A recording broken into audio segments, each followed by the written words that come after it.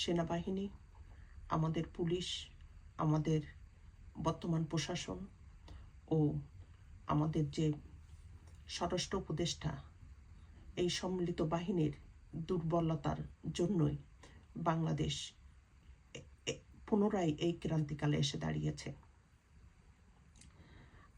আমরা পিলখানা হত্যাকাণ্ড ভুলিনি, শাপলা চত্বর, কোটা আন্দোলন, নিরাপদ সড়ক আন্দোলন, আর সবশেষে আমাদের সামনে ছিল হাজার হাজার সন্তানের মৃতদেহ, আমাদের জুলাইয়ের গণ অভ্যুত্থান। এই একটা বছর আমাদের বর্তমান সরকার যথেষ্ট সময় পেয়েছিল দেশকে স্বাভাবিক অবস্থানে নিয়ে আসার, কিন্তু তারা এই সময়টা সদ্ব্যবহার করেনি। তাদের এই দুর্বল প্রশাসনের জন্য এই হাদিরকে মৃত্যুর সম্মুখীন হতে হয়েছে। ওসমান হাদির মতো ছেলে এরা 100 বছরে হয়তো একবারই জন্মায়। এখন আমরা এই অবস্থা থেকে কিভাবে পরিত্রাণ পেতে পারি? আর এই অবস্থা চলতে থাকলে বাংলাদেশ অতি শীঘ্র আরও নাজুক অবস্থার ভিতরে পড়বে। আমাদের এই জুলাইয়ের সূর্য সন্তানরা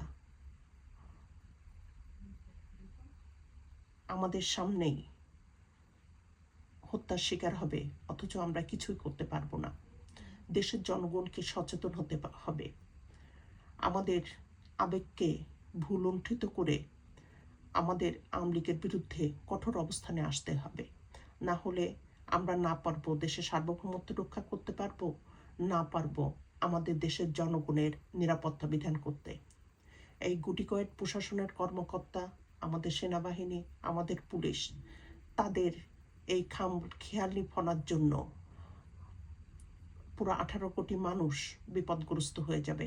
আমাদের অতি শীঘ্র যে জিনিস করতে হবে সেটা হলে আওয়ামী লীগকে শুধু খাতা কলমে না, কার্যকরভাবে আমাদের দেশ থেকে নির্মূল করতে হবে।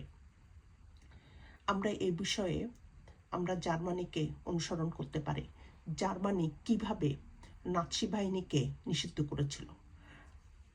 নাৎসি বাহিনী আসলে 2 বার নিষিদ্ধ হয়। প্রথমবার নিষিদ্ধ হয়েছিল 1923 সালে। পরে এই নিষেধাজ্ঞা আবার উইথড্র করা হয়। ফাইনালি এরা নিষিদ্ধ হয় 1945 সালে। দ্বিতীয় বিশ্বযুদ্ধে নাৎসি জার্মানির সামরিক পরাজয়ের পরে দলটিকে মিত্রশক্তি দ্বারা